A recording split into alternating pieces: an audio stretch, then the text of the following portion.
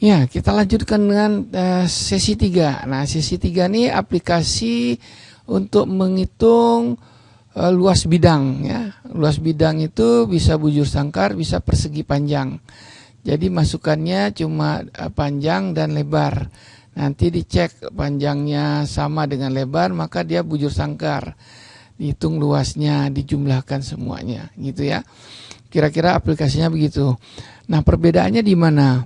Nah, kalau tadi sesi 3, sesi 2, kita cuma mengeluarkan dari satu form input ya, yang di HTML. Sama-sama sudah kita jelaskan tadi ya. Dengan memindahkan aja bagian yang luaran tadi di luar div ID kotak. Ini div ID kotak ya. Oke, nah perubahan lebar dan panjang aja di form HTML, tulisannya aja nih berbeda ya. Oke, nah maka menghasilkan begini. Nah ini ada di penjelasannya ada di sesi 2 ya. Bagaimana kita memasukkan ini, tinggal hurufnya aja, tulisannya aja kita ubah ya. Menghitung luas bidang tadi, menghitung luas segitiga gitu ya. Tabel luas bidang ini diganti aja. Oke, kita lihat HTML-nya ini ya, nggak jauh beda ya, sama aja di sini udah saya jelaskan. Nah ini tag-nya output 1. Nah ini boleh Anda perhatikan, ini output tadi 1, tadi luaran kan, boleh ini diganti-ganti tapi konsisten dengan yang di JS-nya ya, konsisten dengan JS-nya. Oke, kita lihat JS-nya. Ini file HTML atau dokumen HTML-nya demikian. Nah, JavaScript-nya nih. Nah, JavaScript-nya function start. Nah, ini kok tadi mulai. Jadi nama fungsi ini silakan diganti-ganti. Ini saya pakai yang asli nih, pakai bahasa Inggris. Nah, kemudian functionnya calculate button pakai masih aslinya. Anda perhatikan ini semua saya nggak ubah. Ya, boleh macam-macam ya. Cuma di sini Anda perhatikan lagi input string panjang, ini input panjang. Ini harus sama dengan mana? Ya, yang di HTML. Ini input panjang gitu ya. Input lebar, L-nya besar. Ini input panjang, L-nya P-nya besar ya. Waktu manggil di sini juga sama. Mana tadi? JS ya ini ya.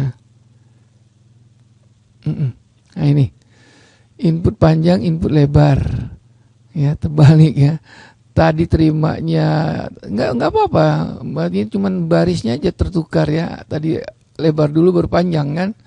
Gini ya. Lebar dulu berpanjang kan? Lebar dulu berpanjang di HTML-nya. Kita ngitungnya nulis baris hitungannya aja. Ini harusnya di atas, ini bawah gitu ya. Enggak masalah. Cuma selalu dimasukkan dulu ke satu string, kemudian baru dipotong ya. Nah, input string panjang ini mesti sama nih, input string panjang ini penggal panjang. Jadi satu-satu kok tadi berapa banyak panjang apa datanya, kemudian penggal satu-satu masuk sini. Ini udah array dia. Ya. Nah, tadi sama ini tabel, kemudian tulisannya aja yang tabel luas bidang kan. Menghitung luas bidang ini kita ganti ya. Penggal panjang yang kita kita hitung di sini, kita ambil di sini. Nah, penggal mana dia? Penggal panjang, penggal lebar yang kita ambil di sini, taruh di. Kemudian dokumen elemen output 1. Nah, ini. Output 1 mesti sama di HTML ini. Jangan salah ya. Kalau salah dia nggak akan jalan, nggak akan. Jadi dengan JavaScript ini mesti sangat konsisten gitu ya. Apa yang kita tulis di depan mesti sama yang berikutnya. Nah, Anda perhatikan lagi. Kalau tadi output array yang di sesi 2 kita ganti dengan judul, ini saya tulis heading. Artinya apa? Semua tulisan ya HTML dari tanda petik mulai di sini sampai tanda petik akhir di sini garis miring tabel ya. Ini tabel masuk ke heading, baru kita munculkan di sini ya, sama ini. Nah ini mesti sama nih, kalau beda-beda udah susah nanti, nggak jalan dia. Ada keterangan, berarti ini nomor, panjang, lebar, judul kolom dulu ya. Judul kolom, bidang, keterangan. Oke, ada keterangan. Nah, hitung ya, hitung. Nah, ngitungnya itu kan ada bujur sangkar, ada persegi panjang. Kalau ngitung luasnya sama ya kan? Angka satu nih, beda-beda nih. Ini ngambil panjang atau lebar, panjang dulu kali ya. Nah, baru angka 2 untuk lebarnya, baru ini luas. Ya, ditotalkan. Jadi angka 3 ini luasnya ditotalkan. Kemudian dicari dulu keterangan apakah bujur sangkar atau persegi panjang. Kalau angka ini sama dengan angka 2 ya, berarti panjang sama dengan lebar, maka dia bujur sangkar. Selebihnya atau lainnya ini langsung masukkan ke tabel ya, masukkan tabel array, berputar dia sepanjang ini. Jadi panjang 2 var array length ya, panjang 2 atau panjang 3, panjang enggak ada indeks, ini array length juga ya. Dicek di sini selama indeksnya dari 0 sampai panjang ya, berapa panjang arraynya, dia akan ngitung, kemudian dia akan cari keterangannya, kemudian dia akan masukkan satu-satu kontennya, tampilkan kontennya. Oke.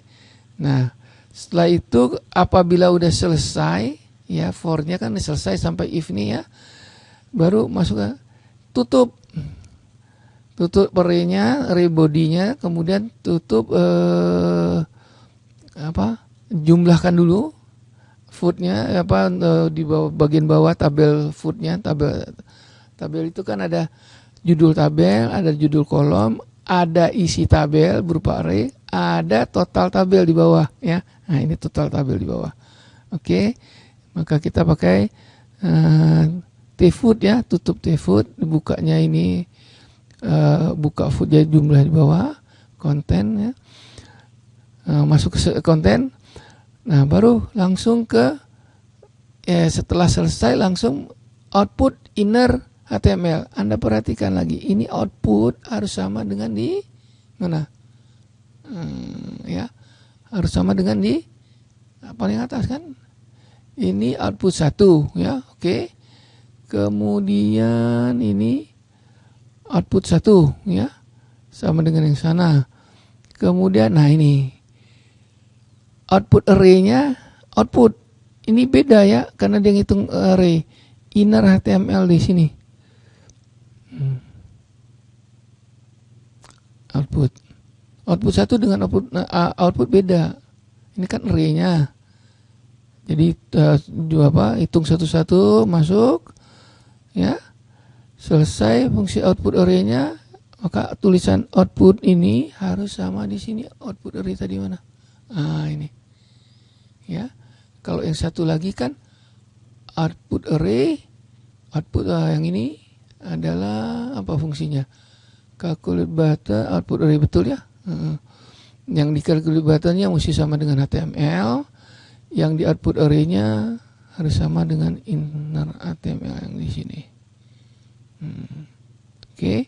Ini sama, kita nunggu kalau sistem operasi nunggu, kalau dia klik dia load ya, kalau dijalankan dia jalan langsung ke yang pertama ini, ditahan di tombol di sini, tombol press ini, tunggu karena HTML-nya ini ya.